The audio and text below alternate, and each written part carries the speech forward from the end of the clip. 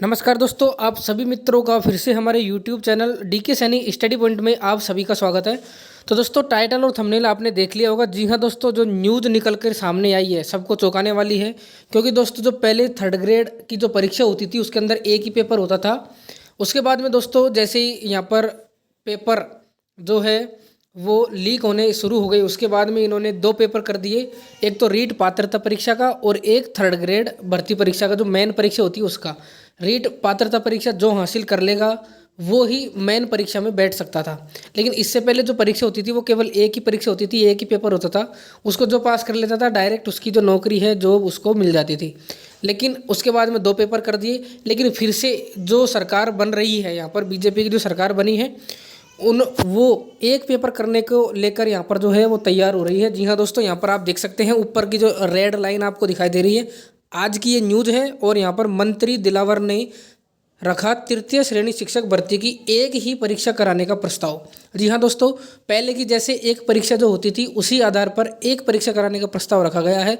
यदि दोस्तों यहाँ पर सरकार की मोहर इस पर लग जाती है तो जो तैयारी कर रहे हैं बहुत सारे विद्यार्थी, उनके लिए थोड़ी सी समस्या ये रहेगी, क्या सिलेबस रहेगा, किस प्रकार से पैटर्न रहेगा। क्योंकि दोबारा से चेंज कर रहे हैं।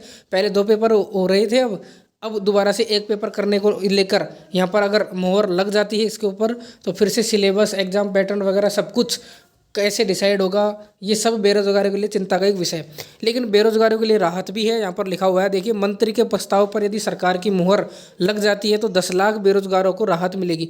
दोस्तों, इंपॉर्टेंट न्यूज़ है, वीडियो को लाइक जरूर करें, ज़्यादा से ज़्यादा सब्सक्राइब जरूर करें। अब यहाँ पर कब कब रीट की भर्ती परीक्षा हुई थी, कब कब ये थर्ड ग्रेड की भर्ती परीक्षा हुई थी, वो मैं यहाँ पर आपको बता देता हूँ। तो एक एक न्यूज़ मैं यहाँ पर आपको पढ़कर सुनाता हूँ। देखिए, रीट का पेपर लीक होने के बाद पिछली सरकार ने तृतीय श्रेणी शिक्षक भर्ती के लिए दो परीक्षाओं का फॉर्मूला लागू किया था। सत्ता बदलने के बाद अब शिक्षा मंत्री मदन दिलावर ने प्रथम श्रेणी व्याख्याता से तृतीय श्रेणी शिक्षक भर्ती तक के लिए एक ही परीक्षा कराने के संकेत दे दिए हैं। शिक्षा मंत्री के इस प्रस्ताव पर मुहर लगी तो 10 लाख बीएड एवं बीएसटीसी डिग्रीधारियों तथा प्रथम, द्वितीय और तृतीय श्रेणी शिक्षक की तैयारी करने वाले अभ्यर्थियों को राहत मिलेगी। दो परीक्षाओं से नौकरी में थोड़ी देरी होती है, इस वजह से इन्होंने ये लिखा है।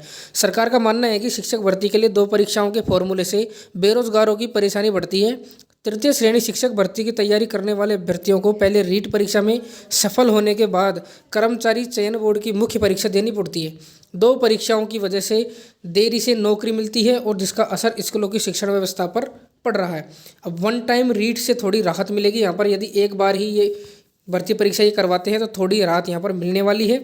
तृतीय श्रेणी शिक्षक भर्ती की तैयारी करने वाले अभ्यर्थियों को वन टाइम रीट पास करने के जरिए थोड़ी राहत दी गई है। इससे हर भर्ती के समय रीट देने से अभ्यर्थियों को अब मुक्ति मिल गई है। यदि सरकार की ओर से अब फिर से रीट के अंकों के आधार पर नौकरी दी जाती है तो अभ्यर्थियों को दोबारा से तैयारी करनी होगी। अब यहाँ पर देखिए, कई बार बदला तृतीय श्रेणी शिक्षक भर्ती का फॉर्मूला। ये जूम करके मैं जो दिखा रहा हूँ, देखिए 2003 के अंदर ये रीट की भर्ती परीक्षा जो है वो स्टार्ट हुई थी। 2003 में भर्ती का जिम्मा जिला परिषदों से आरपीएससी को दे दिया था। 2004 में आरपीएससी ने पहली बार शिक्षक भर्ती करवाई थी। 2009 में निःशुल्क अनिवार्य शिक्षा का अधिकार अधिनियम लागू हुआ था। फिर 2011 में रीट परीक्षा हुई। 2012 में आरपीएससी से जिला परिषदों को भर्ती का अधिकार दे दिया। फिर 2016 में आरटेट को ख़त्म कर दिया, रीट के माध्यम से भर्ती कराई गई। 2022 से रीट को पात्रता परीक्षा घोषित किया। अब रीट व एक अन्य परीक्षा के आधार पर चयन होता है। तो इस तरीके से ये रीट का जो फॉर्मूला है बार बार चेंज हुआ है, अब फिर से चेंज होने वाला है। यदि सरकार की मोहर लग जाती है तो फिर से एक ही परीक्षा होगी। यदि आप उसको पास कर लेते हैं तो आपको जॉब मिल जाएगा। तो दोस्तों, नई नई जो अपडेट है वो आती रहती है, तो हमारे चैनल से जरूर जुड़े। चैनल से जुड़ने के लिए चैनल को सब्सक्राइब करें, टेलीग्राम चैनल को जरूर ज्वाइन करें, लिंक डिस्क्रिप्शन बॉक्स में मिल जाएगा। और इस वीडियो को ज़्यादा से ज़्यादा शेयर करें।